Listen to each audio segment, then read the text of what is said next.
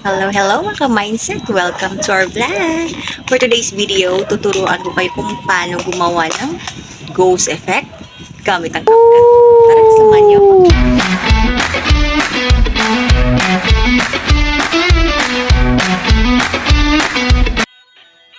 Open po natin yung CapCut application po natin. Then, click New Project.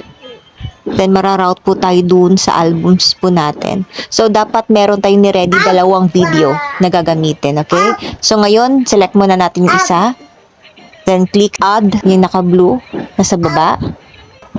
So, ayan na siya. Ayan. Yan yung first video na gagamitin natin. Ayan. So, ngayon, iti-check natin or split natin yung mga part na hindi natin kailangan. Hanapin natin kung saan tayo dapat mag-start. Tatanggalin ko tong pagpasok ko pa lang. So, gusto ko yung nakaupo na ako at seryoso na nagbabasa.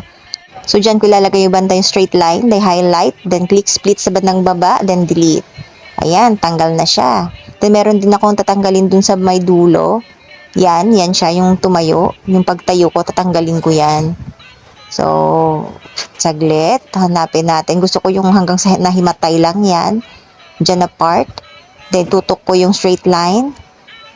Then, i-click ko yung video para ma-highlight ko yung part na ayoko. Yan. Highlight natin yan. Then, click split na sa bandang baba. Then, delete. Ayan, tanggal na. Then, dito na parts na nahimatay ako. Ayan siya. Diyan. Yung biglang bagsak ng kamay. Ayan. Highlight din natin yan. Click split pero hindi natin di-delete yan. Hanapin natin yung freeze na sa bandang baba. Ayan, yung mga tools natin sa bandang baba, may freeze dyan. Hanapin natin para ma-freeze yung video. Hindi niya talaga siya gagalaw. So, ma-change into image na siya. Ayan.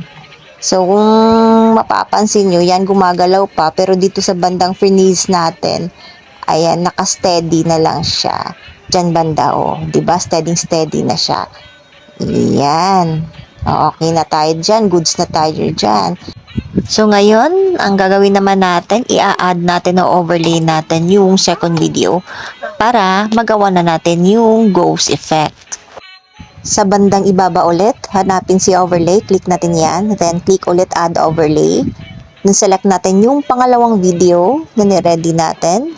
Click add, naka-blue sa bandang baba. So, ayan siya. Nasa ibabaw na yung second video natin sa first video. Ayan siya, oh, ayan. Yan yung second video natin. Check ko muna, tanggalan ko ng mga parts na hindi kailangan. Ayan, kinat ko na. Then, doon natin siya ipipwesto kung saan nahimatay na or naka-freeze na yung yung nahimatay. Yung image na lang siya. Ayan, dito kailangan ko pang mag-cut dito nung umalis na siya. Ayan, dyan. I-point ko yung straight line. Then, click split. Ayan, then click cut. Nasa bandang baba, lahat ng tools na gagamitin natin ay nasa baba lang nakahilera. Then, yung nasa first video, i-highlight natin, then i-drag natin para sila, pantay sila nung next video. Sabay-sabay silang matatapos. Ayan. So, ox na ako dyan. Yan. Yung tumayo siya, dapat pantayan. Then, dapat, yung second video, i-adjust natin yung size niya na magiging pantay siya dun sa first video. So, ayan, pantay na sila. So, next natin gagawin, dito sa bandang baba, hanapin natin si Splice. Click natin yan. Ayan siya, naglo-loading pa.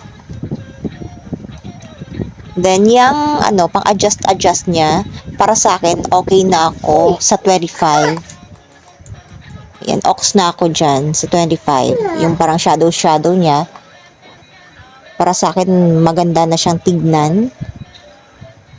So, matestingan natin. So, ito yung kinalabasan ng gawa natin.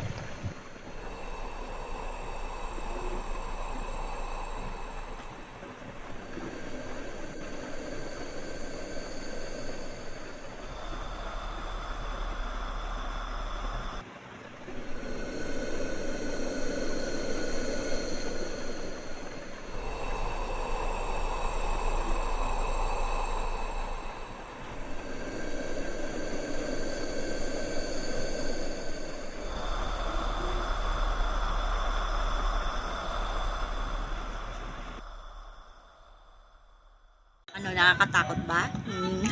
Simple lang, no? Sana may natutunan kayo sa simpleng tutorial na to.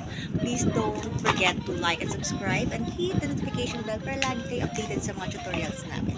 Bye-bye!